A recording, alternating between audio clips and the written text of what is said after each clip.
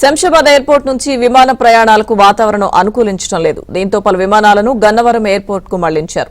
శంషాబాద్ నుంచి గన్నవరం ఎయిర్పోర్ట్ కు 3 విమానాలను మళ్లించారు. అయితే ఇండిగో విమాన సిబ్బంది ప్యాసింజర్లను విమానాల్లోనే కూర్చోబెట్టారు.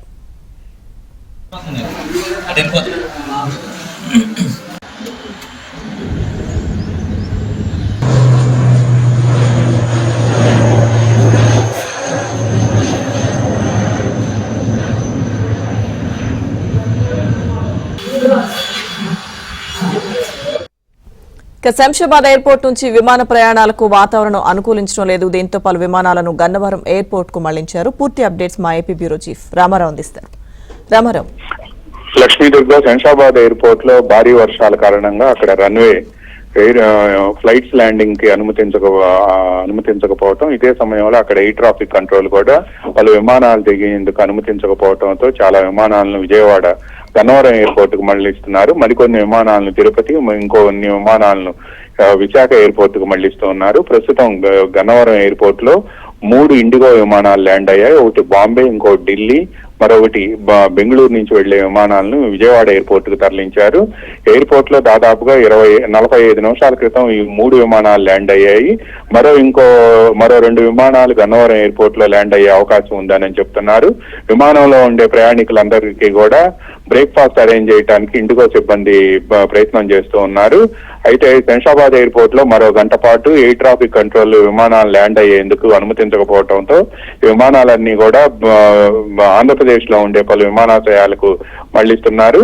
అయితే శంషాబాద్ ఎయిర్పోర్ట్ లో ఇదే విధంగా మరో 2 గంటలు అక్కడ రెయిన్ ఫాల్ రికార్డ్ అయితే మాత్రం కడప ఎయిర్పోర్ట్ కూడా కొన్ని విమానాలు తరలించే అవకాశం ఉంది అని చెప్తున్నారు.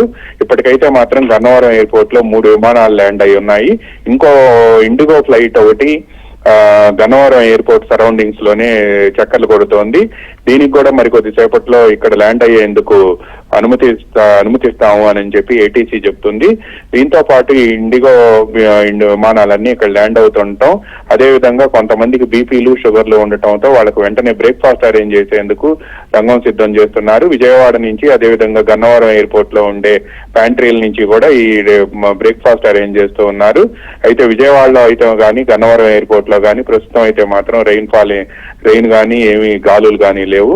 దీంతో హైదరాబాద్ లో మాత్రం భారీ వర్షం నమోదవుతుండటంతో అక్కడ ఏటీసీ ల్యాండింగ్ కు మాత్రం అనుమతించడం లేదు అని చెప్పి గన్నవరం ఎయిర్పోర్ట్ అధికారులు చెబుతూ ఉన్నారు.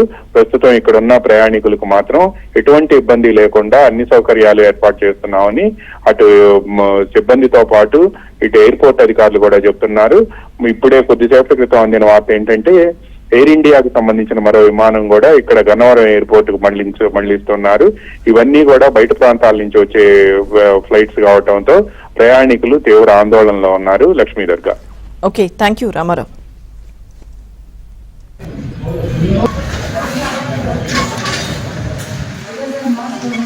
이렇게 드린 거